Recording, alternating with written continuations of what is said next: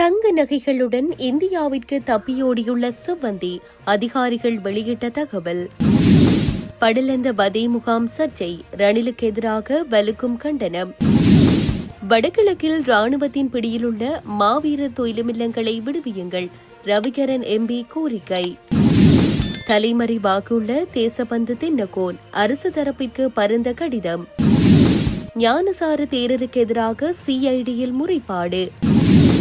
யாழில் பாடசாலை மாணவன் தவறான முடிவெடுத்து உயிரிழப்பு. தொடர்பென விரிவான செய்திகள்.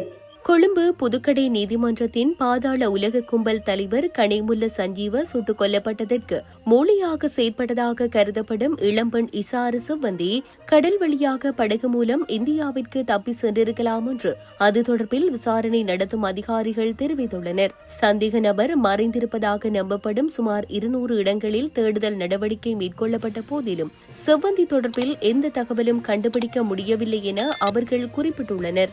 இசாறு செவ்வந்தி தனது கையடக்க தொலைபேசியை பயன்படுத்துவதை நிறுத்திவிட்டதால் அவரை பற்றிய எந்த தடயமும் கிடைக்கவில்லை என்று போலீசார் தெரிவித்துள்ளனர். கணேமுல்ல சஞ்சீவ கொலை செய்யப்பட்ட 2 நாட்களின் பின்னர் களுத்துறை பகுதியில் உள்ள தங்க நகை கடைக்கு சென்ற இஷாறு செவ்வந்தி சுமார் 5 லட்சம் ரூபாய் மதிப்புள்ள நகைகளை எடுத்து சென்றதாக தெரிய வந்தது.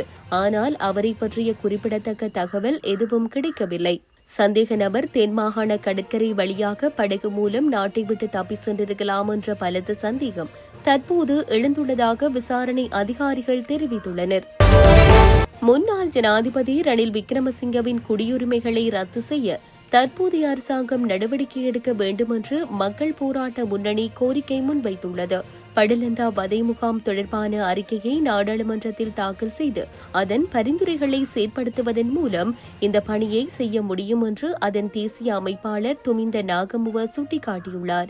வெளிநாட்டு ஊடகங்களுடனான கலந்துரையாடலில் ரணில் விக்ரமசிங்க கூறிய விடயங்கள் தொடர்பில் ஊடகங்களுக்கு கருத்து தெரிவிக்கும் போதே அவர் இதனை கூறினார். படலந்த வதை முகாம் அறிக்கை இதுவரை நாடாளுமன்றத்தில் தாக்கல் செய்யப்படவில்லை என்றும் நாகமுவ தெரிவித்துள்ளார். ஜனதா விமுக்தி பெரமுனவின் பெரும்பான்மையினரால் பிரதிநிதித்துவப்படுத்தப்படும் இந்த அரசாங்கம் அந்த பணியை நிறைவேற்றுமா என்பதை பார்க்க ஆவலுடன் காத்திருப்பதாக அவர் கொழும்பில் நடைபெற்ற செய்தியாளர் சந்திப்பில் தெரிவித்துள்ளார்.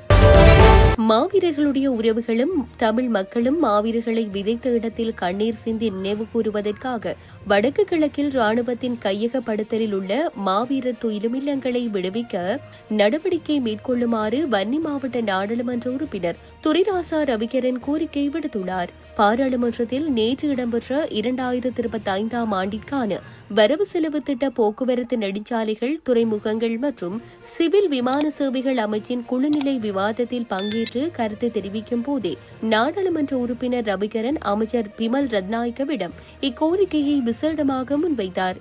இதன்போது அவர் மேலும் தெரிவிக்கையில், இறந்தவர்களை நினைவு கூறுதல் என்பது அந்தந்த சமயங்களுக்கேற்ப மக்கள் செய்து வருவது வழமையாகும். எங்களுடைய மக்கள் வடக்கு கிழக்கில் நினைவு நாளாக நவம்பர் 27 அன்று துயிலுமில்லங்களிலும் மே 18 அன்று முள்ளிவாய்க்காலிலும் நினைவு கூறுவார்கள். கடந்த வருடம் உங்களுடைய ஆட்சியில் தடையில்லாமல் உணர்வு பூர்வமாக நவம்பர் 27 நாளினை நிம்மதியாக நினைவு கூர்ந்தார்கள். துயிலுமில்லங்கள் சிலவற்றில் ராணுவத்தினர் இருக்கின்றார்கள். ராணுவத்தினர் எண்ணிக்கையும் வடக்கு கிழக்கில் அதிகமாகவும் முல்லைத்தீவில் இன்னும் அதிகமாகவும் 2 மக்களுக்கு ஒரு படையினர் என்று உள்ளதாக பலரும் சுட்டிக்காட்டுகின்றனர். மக்கள் தங்களுடைய உறவுகளை எண்ணி நினைத்து ஒரு சொட்டு கண்ணீர் சிந்தி தமது மனதை ஆறுதல் படுத்துவதற்கு ராணுவம் அத்துமீறி கையகப்படுத்தியுள்ள முள்ளியவளை, அளம்பில், தேராவில், ஈச்சங்குளம் உள்ளிட்ட வடக்கு கிழக்கில் உள்ள இன்னும் சில துயிலுமில்லங்களையும் விடுவியுங்கள்.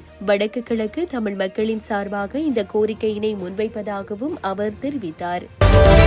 முன்னாள் காவல்துறை மா அதிபர் தேசபந்து தென்னகோனின் நிறுத்தி வைக்கப்பட்டுள்ள சலுகைகளை மீள வழங்குமாறு ஜனாதிபதியின் செயலாளர் சனத் நந்திக குமாரநாயக்கவிற்கு கடிதம் ஒன்று அனுப்பப்பட்டுள்ளதாக தகவல் வெளியாகியுள்ளது.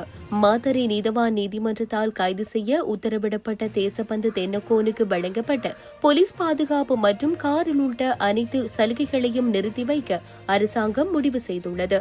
பிடியாணை பிறப்பிக்கப்பட்டு தற்போது தலைமறைவாகியுள்ள முன்னாள் காவல்துறை மா அதிபர் தேசபந்து தென்னகோனுக்கு வழங்கப்பட்ட கார் மற்றும் காவல்துறை பாதுகாப்பு உள்ளிட்ட அனைத்து வசதிகளையும் நிறுத்தி வைக்க அரசாங்கத்தினால் நடவடிக்கை மேற்கொள்ளப்பட்டது. இருப்பினும் அவரது பாதுகாப்பு மற்றும் சலுகைகளை திரும்ப வழங்குமாறு காவல்துறை தலைமையகத்திலிருந்து ஜனாதிபதியின் செயலாளர் சனத் நந்திக குமநாயக்கவிற்கு கடிதம் அனுப்பப்பட்டுள்ளதாக தெரிவிக்கப்பட்டுள்ளது. கொழும்பு குற்றப்பிரிவின் காவல்துறை அதிகாரி ஒருவர் துப்பாக்கி சூட்டில் பலியானமை தொடர்பாக தேசபந்து தென்னகோனை கைது செய்ய மாத்தறை நீதவான் நீதிமன்றம் உத்தரவு பிறப்பித்திருந்தது. எனினும் உத்தரவிற்கமைய தேசபந்து தென்னகோன் நீதிமன்றத்தில் முன்னிலையாவதை தவிர்த்து வருவதாகவும் அவரை கைது செய்ய குற்றப்புலனாய்வு துறையின் சிறப்பு அதிகாரிகள் பல குழுக்கள் நிறுத்தப்பட்டுள்ளதாகவும் கூறப்படுகிறது. உயிர்த்த ஞாயிறு தாக்குதல் தொடர்பில் பல்வேறு கருத்துக்களை வெளியிட்டு வரும் கலகொடு அத்தே ஞானசார தேரரை விசாரிக்குமாறு கோரிக்கை முன்வைக்கப்பட்டுள்ளது. அவரின் கருத்து தொடர்பில் உரிய விசாரணைகளை முன்னெடுக்குமாறு வலியுறுத்தி குற்றப்புலனாய்வு திணைக்களத்தில் லஞ்ச ஊழல் வீண்விரியத்திற்கு எதிரான பிரஜைகள் அமைப்பினால் முறைப்பாடொன்று பதிவு செய்யப்பட்டுள்ளது. அண்மையில் இடம்பெற்ற ஊடக சந்திப்பின் போது உயிர்த்த ஞாயிறு தாக்குதலின் பிரதான சூத்திரதாரி யார் என்பது மற்றும் அதனுடன் தொடர்புடைய பல விடயங்களை தாம் அறிந்திருப்பதாக ஞானசார தேரர் தெரிவித்திருந்தார்.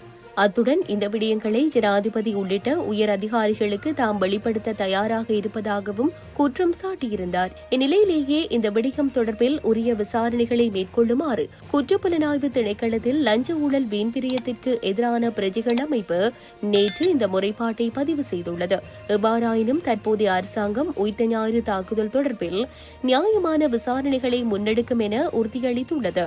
இந்நிலையில் தேரரின் இந்த அறிவிப்பு தாக்குதல் தொடர்பில் முன்னெடுக்கப்படும் விசாரணை நடவடிக்கைகளுக்கு முக்கியமானதாக அமையும் என குறித்த அமைப்பு சுட்டிக்காட்டியுள்ளது. யாழ் வடமராட்சி கரவட்டி பகுதியைச் சேர்ந்த மாணவன் ஒருவர் நேற்றைய தினம் இரவு வீட்டில் தவறான முடிவெடுத்து உயிரிழந்துள்ளார். கரவட்டி திரு இருதய கல்லூரியில் தரம் 9 கல்வி கற்று வரும் மாணவனே இவ்வாறு உயிரிழந்தார்.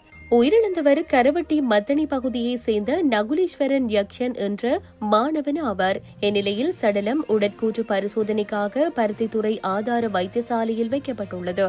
மேலதிக விசாரணைகளை நெல்லியடி போலீசார் மேற்கொண்டு வருகின்றனர்.